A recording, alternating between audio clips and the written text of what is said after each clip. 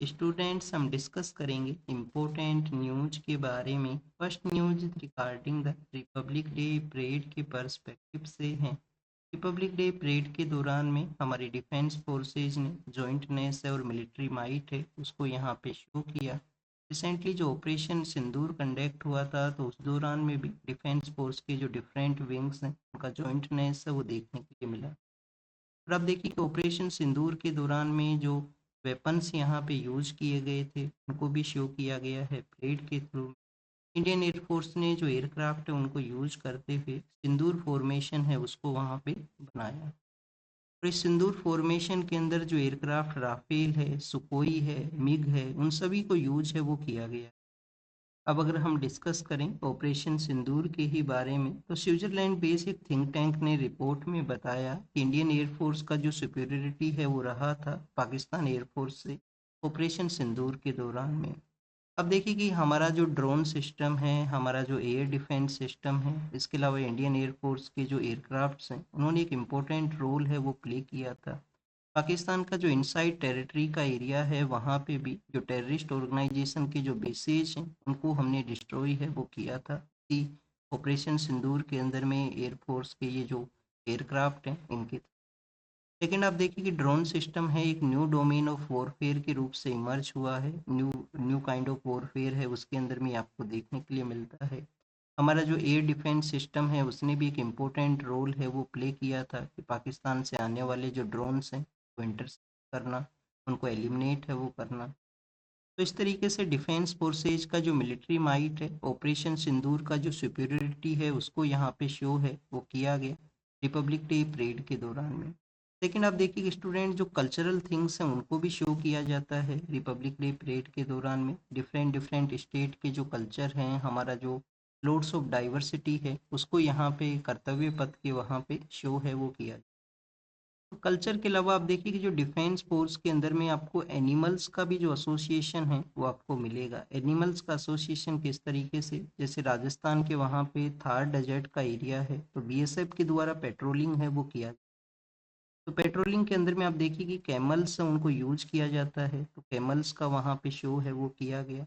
लद्दाख का जो एरिया है लाइन ऑफ एक्चुअल कंट्रोल के वहाँ पे नुब्रा वैली का जो एरिया है वहाँ बैक्टीरियन कैमल्स उनका यूज है वो हुआ करता है। तब देखिए कि बैक्टीरियन कैमल्स उनको फर्स्ट टाइम परेड के अंदर में शो किया गया है जो कि आपको टू हम कैमल के रूप से देखने के लिए मिलते हैं। यूपीएससी आपसे क्वेश्चन पूछ सकता है कैमल्स के बारे में। जैसे खराई कैमल के बारे में यूपीएससी ने क्वेश्चन पूछा था अर्लियर ईयर्स के दौरान में। खराई कैमल कहाँ पे मिलते हैं, सॉरी गुजरात का जो वेस्टर्न पार्ट है, कच्छ का एरिया है, वहाँ पे खराई कैमल्स वो पाए जाते हैं जो अपना स्विमिंग कंडीशन के लिए जाना करते हैं। लेकिन अगर हम बात करें स्टूडेंट्स इन एनिमल्स के साथ में जो एसोसिएशन है उसी के अंदर में आप देखिए कि इंडिजीनियस जो डॉग्स के जो ब्रीड हैं उनको भी यहाँ पे डिफेंस फोर्स के साथ में एसोसिएशन के रूप से बताया गया। तो ये बेसिकली रिपब्लिक डे परेड के बारे में हुआ। अब देखिए रिपब्लिक डे परेड के सेलिब्रेशन में यूरोपियन यूनियन के जो चीफ हैं वो यहाँ पे चीफ गेस्ट के रूप से आए थे। तो चीफ गेस्ट के रूप से आए तो उन्होंने भी ये कम्प्लीटली जो परेड है उसको देखा है। अब यहाँ पे जो विजिट हुआ है उसका अल्टीमेट पर्पज यही है कि इंडिया और यूरोपियन यूनियन के बिटवीन में फ्री ट्रेड एग्रीमेंट का जो डिस्कशन है वो हो सके। 2007 के समय ये जो डिस्कशन है वो स्टार्ट हुआ था। अब आप देखिए कि डिस्कशन को नेगोशिएट किया गया है, कम्प्लीटली वे के अंदर में नेगोशिएशन है वो यहाँ पे कंक्लूड है वो हुए हैं। आज का जो डे है 27 जनवरी, आज आप देखिए कि हमारे जो प्राइम मिनिस्टर हैं और वहाँ के जो चीफ हैं यूरोपियन यूनियन के, उनके द्वारा डिस्कशन किया जाएगा। हो सकता है कोई एग्रीमेंट है वो भी यहाँ पे साइन हो। जो इम्पोर्टेंट एग्रीमेंट यहाँ पे साइन होंगे उनके बारे में रीड करें तो फर्स्ट इम्पोर्टेंट एग्रीमेंट है सिक्योरिटी एंड डिफेंस के रिगार्डिंग में। इंडिया और यूरोपियन यूनियन है सिक्योरिटी एंड डिफेंस के रिगार्डिंग में एग्रीमेंट है उसको कैरी आउट करें। अब इस एग्रीमेंट के अंदर में बेसिक्स अब देखिए कि क्या रहेगा। बेसिक्स यही रहेगा कि डिफेंस का को प्रोडक्शन है उसको कैरी आउट करना है। इंडिया का जो डिफेंस प्रोडक्शन है वो भी बूस्ट हो सकता है। टेक्नोलॉजिकल जो ट्रांसफ़र है वो रहेगा, यूरोपियन यूनियन है वो टेक्नोलॉजिकल ट्रांसफ़र को कैरी आउट करेगा। नहीं तो ये आप देखिए कि को प्रोडक्शन है, को एक्सरसाइज को भी आप यहाँ पे इंक्लूड कर सकते हो कि बोथ जो एरियाज का जो डिफेंस फोर्सेज हैं वो साथ में एक्सरसाइज को कैरी आउट करेंगे जिससे कि बेटर कोऑर्डिनेशन है वो यहाँ पे इम्प्रूव हो। सेकंड स्टूडेंट्स, एनर्जी कोऑपरेशन के रिगार्डिंग में एक एग्रीमेंट रहेगा कि एनर्जी सेक्टर के अंदर में बहुत एरियाज हैं वो बेटर वे में कोऑपरेट करें, तो एनर्जी कोऑपरेशन का एग्रीमेंट है वो रहेगा। थर्ड, आप देखिए कि जैसे हमने न्यूजीलैंड के साथ में कंक्लूड किया है मोबिलिटी के पर्सपेक्टिव से कि हमारे जो स्किल फोर्सेज हैं उनका मोबिलिटी हो सके, उनको एम्प्लॉयमेंट का अपॉर्चुनिटी है वो इन कंट्रीज के वहाँ पे मिल सके। जैसा हमने ओमान के साथ में भी डिस्कशन किया है मोबिलिटी के रिगार्डिंग में, तो इसी तरीके से यूरोपियन यूनियन के साथ में भी मोबिलिटी का एक एग्रीमेंट है वो भी यहाँ पे साइन है वो। यूरोपियन यूनियन का और इंडिया के अगर हम इम्पोर्टेंस के बारे में देखें तो आप देखिए कि प्रेजेंट समय में one of the single largest एक ब्लॉक है जहाँ पे लार्जर वे के अंदर में जो बाइलेटरल ट्रेड है वो कैरी आउट होता है। इंडिया और यूरोपियन यूनियन का जो बाइलेटरल ट्रेड है वो कितना है, 136 बिलियन यूएस डॉलर हमारा जो ट्रेड है प्रेजेंट समय में एग्जिस्ट करता है। और आप देखिए कि सिंगल कस्टम यूनियन भी है यहाँ पे आपको जो एक सिंगल कस्टम यूनियन होने की वजह से भी इंडियन प्रोडक्ट्स को जो बेटर रिजल्ट्स हैं वो मिला करते हैं। जैसे आसियान कंट्रीज के बारे में अगर हम रीड करें तो आसियान के साथ में भी हमारे एग्रीमेंट है वो डिस्कशन में है, तो वहाँ पे सिंगल कस्टम यूनियन है वो नहीं है, लार्जर वहाँ पे है वो करना होता है। बायलैटरल ट्रेड यूरोपियन यूनियन के साथ में बेटर कंडीशन में है। With in the European union अगर हम देखें तो जर्मनी आप देखिए कि वन ऑफ द लार्जेस्ट हमारा ट्रेडिंग पार्टनर है यूरोपियन यूनियन की कंट्रीज के। नेक्स्ट अगर हम बात करें स्टूडेंट्स एक फ्री ट्रेड एग्रीमेंट के ही बारे में है कि कनाडा के जो लीडर हैं उन्होंने कहा था कि वो फ्री ट्रेड एग्रीमेंट को इम्प्लीमेंट करेंगे चाइना के साथ में। यूएस आप देखिए कि चाइना और रसिया का जो वेस्टर्न हेमिस्फेयर के अंदर में प्रेजेंस है, तो उसके रिगार्डिंग उन्होंने काफ़ी सारे इनिशिएटिव किए हैं, जैसे कि वेनेजुला के वहाँ पे इंटरवेन करना हो, क्यूबा है उसको थ्रेट करना हो कि क्यूबा के वहाँ पे भी थ्रेट करना हो। लास्ट ईयर पनामा के वहाँ पे आप देखिए मेंशन किया था कि पनामा कैनाल है उनके द्वारा वापस से ले लिया जाएगा अगर चाइनीज कंपनीज है उनका प्रेजेंस इंक्रीज होगा। और रिसेंटली ग्रीनलैंड जो कि आर्कटिक के रीजन के अंदर में है जो डेनमार्क के कंट्रोल में है कि ग्रीनलैंड को भी वो कंट्रोल करेंगे अगर वहाँ पे चाइनीज और रसियन जो कंपनीज हैं उनका डोमिनेशन है वो इंक्रीज हो। अब रिसेंटली कनाडा और चाइना है वो एक एग्रीमेंट साइन करने वाले थे, तो उसके रिगार्डिंग भी थ्रेट है वो उनके द्वारा किया गया था। 100% जो टैरिफ है वो इनके द्वारा इम्पोज कर दिया जाएगा कनेडियन प्रोडक्ट्स के ऊपर में। तो कनेडियन लीडर ने एक विड्रोवल किया है कि वो यहाँ पे किसी भी तरीके से जो एफटीए है उसको साइन करने का प्लान है वो नहीं है चाइना के साथ में। नेक्स्ट आप देखिए कि कनाडा के जो लीडर हैं जैसे हमारे रिलेशंस डिक्लाइन हुए थे 2023 के समय में, कनेडियन जो फॉर्मर लीडर हुआ करते थे उनके द्वारा एलिगेशन लगाया गया था कि इंडिया ने उनके रिलेशन उनके जो इंटरनल एरियाज हैं वहाँ पे इंटरवेन है वो किया है। इंडिया ने उसको डिनाई किया था कि किसी भी तरीके से इंडियन फोर्सेज इंडियन इंटेलिजेंस का इंटरवेन है वो नहीं है। अब आप देखिए कि उसके बाद में नए पॉलिटिकल लीडर पावर में आते हैं, नए जो कनेडियन पीएम है वो पावर में आए, उन्होंने जब G7 का मीटिंग हुआ तो इंडियन प्राइम मिनिस्टर हैं उनको भी इनवाइट किया। और अब यहाँ पे कहा गया है कि आने वाले समय में मार्च के समय में वो इंडिया के लिए विजिट है वो कर सकते हैं। और इस विजिट के दौरान में आप देखिए कि उनके द्वारा डिस्कशन है वो रहेगा यूरेनियम के बारे में, एनर्जी है, मिनरल्स हैं, इन सब सेक्टर में इनका डिस्कशन है वो रहेगा।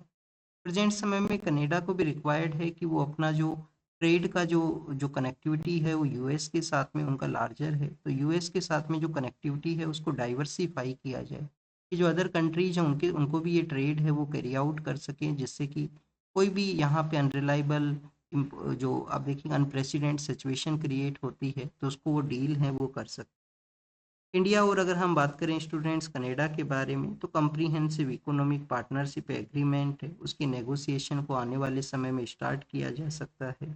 अभी रिसेंटली वर्ल्ड इकोनॉमिक फोरम का जो डावोस एजेंडा होता है जनवरी के समय में, तो वर्ल्ड इकोनॉमिक फोरम के वहाँ पे भी कनेडियन लीडर ने मेंशन किया था कि जो ओल्ड रूल बेस ऑर्डर था, जो ओल्डर रूल बेस ऑर्डर है वो कम्प्लीटली आउटडेट हो चुका है, अब इसको चेंज करने का ज़रूरत है ओल्डर रूल को यहाँ पे।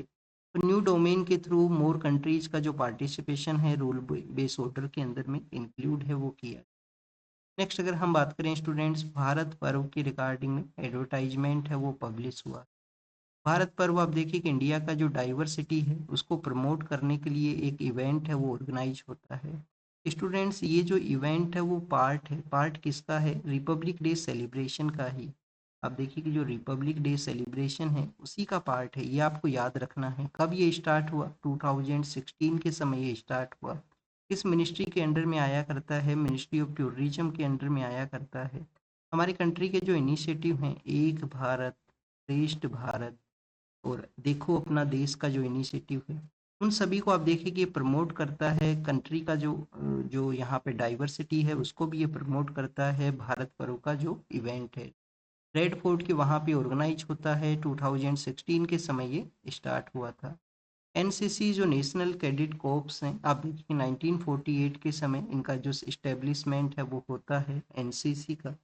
एनसीसी के बारे में अगर हम देखें तो हमारा जो आर्म्ड फोर्सेज हैं उनका यूथ विंग के रूप से ये सेटअप है। आर्म्ड फोर्स का हमारा आर्म्ड फोर्सेज हैं, उनके यूथ विंग के रूप से ये सेटअप है, जिसमें हाई स्कूल है, जो यूनिवर्सिटी, जो हमारे हायर एजुकेशन इंस्टीट्यूशंस हैं, वहाँ पे एनसीसी के जो कोर्प्स हैं, जो कैडेट्स हैं, उनका प्रेजेंस वो हुआ करता है।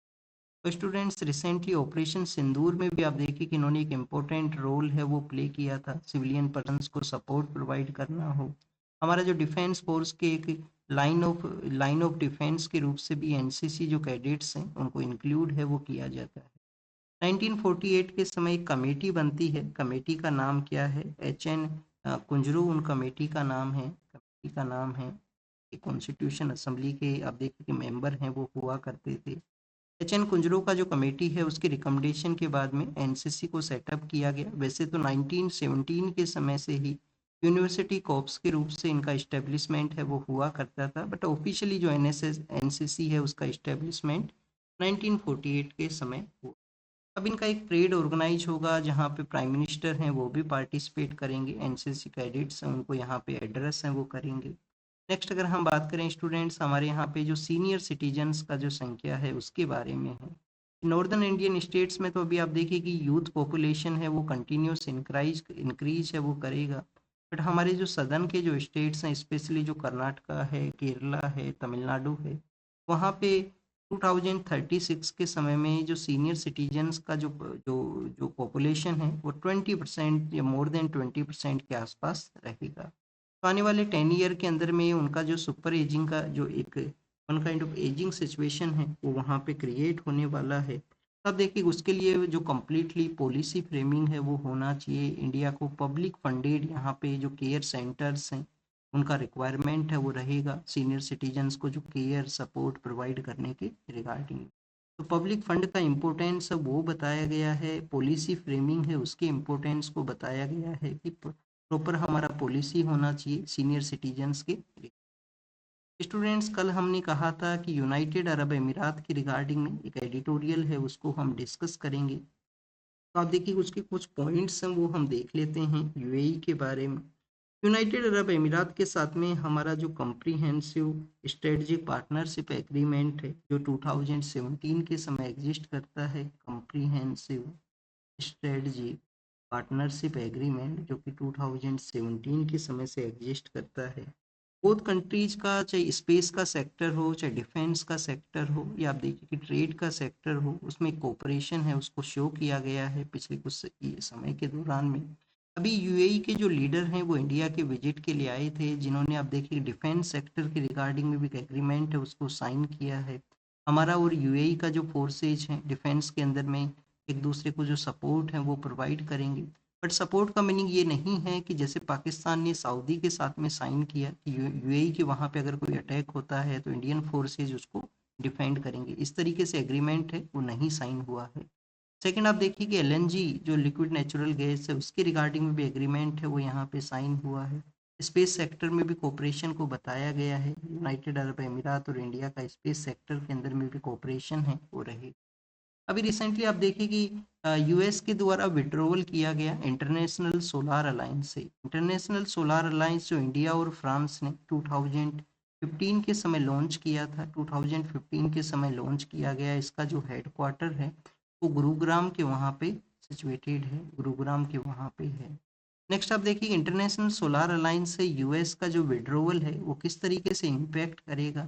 इम्पैक्ट आप देखिए कि नहीं करेगा, क्योंकि इंटरनेशनल सोलर अलायंस का जो फंड है उसमें 1% फंड का कंट्रीब्यूशन जो है वो यूएस है वो किया करता था। 1% फंड का कंट्रीब्यूशन यूएस है वो किया करता था।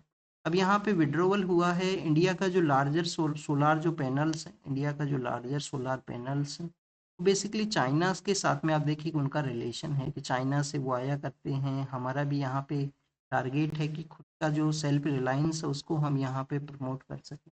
तो यूएस का विड्रोवल लार्जर वे के अंदर में इम्पैक्ट नहीं करेगा, बट ग्लोबल साउथ की जो कंट्रीज हैं उनका जो ये बार्गेनिंग के रिगार्डिंग ये इंस्टीट्यूशन जो क्रिएट हुआ है उसमें यूएस का जो प्रेजेंस होना एक रिपल इफेक्ट है उसको क्रिएट कर सकता था, बेटर रिजल्ट्स उनको गेन कर सकता था।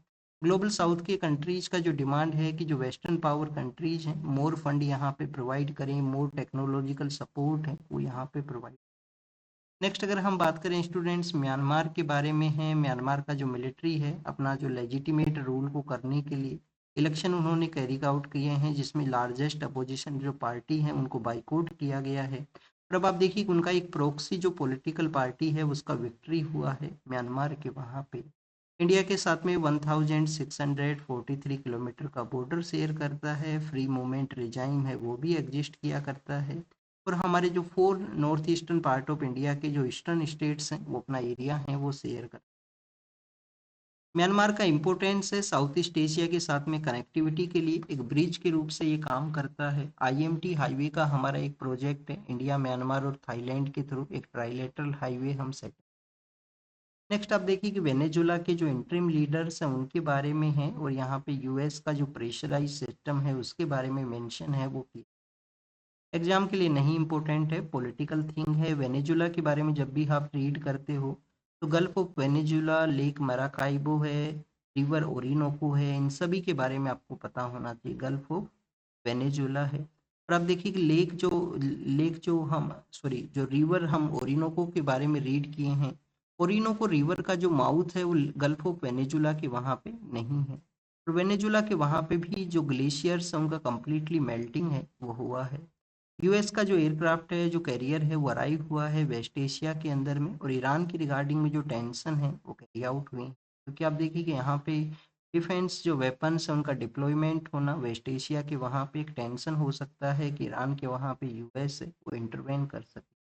नेक्स्ट अगर हम बात करें फिलीपाइंस के बारे में है। फिलीपाइंस के वहाँ पे रेस्क्यू में आप देखिए कि डिजास्टर रिलेटेड रेस्क्यू हुआ है जिसमें कुछ लोगों का डेथ है वो हुआ है। फिलीपाइन जो कि लार्जर वे के अंदर में साइक्लोन्स है उनको फेस करता है। इंटरनेशनल जो राइस रिसर्च इंस्टीट्यूट है उसका हेडक्वार्टर है वो फिलीपाइंस के अंदर में सिचुएटेड है। तो स्टूडेंट्स रमन मैग्सेसे जो अवार्ड है, रमन मैग्सेसे अवार्ड है वो फिलीपाइंस के वहाँ पे ही दिया जाता है। नेक्स्ट यूएस का जो इंटरनल अफेयर्स के बारे में है, वहाँ का जो फोर्सेज हैं जिन्होंने कैसे सिविलियंस को टारगेट किया है। और बांग्लादेश के बारे में है, बांग्लादेश के वहाँ पे आप देखिए कि कंटिन्यूस जो इंटरनल पॉलिटिक्स है उसमें बताया गया कि जो डेथ पेनल्टी है वो मिलेगा। फॉर्मर जो पुलिस जो चीफ है उनको यहाँ पे, क्योंकि प्रोटेस्ट का जो क्रैकडाउन है वो इनके द्वारा किया गया था। तो रिजर्वेशन को इंक्रीज करने के बारे में इनिशिएटिव था। तो आप देखिए कि जब वहाँ पे प्रोटेस्ट होता है, और प्रोटेस्ट को काफ़ी ब्रूटल वे के अंदर में पुलिस फोर्स डिफेंस फोर्सेज ने डील किया था, तो उसी के बारे में ये मेंशन है वो करता है। तो this is all the information related to the today's newspaper. आप इसको रीड कीजिए, रिवाइज कीजिए, जो भी एक्स्ट्रा इन्फॉर्मेशन आपको मिला है उसको नोट डाउन है वो ज़रूर से करना। Thank you students, thank